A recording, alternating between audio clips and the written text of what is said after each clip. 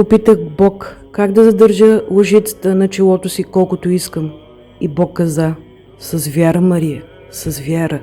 С вяра може да постигнеш всичко. И ето аз повярвах.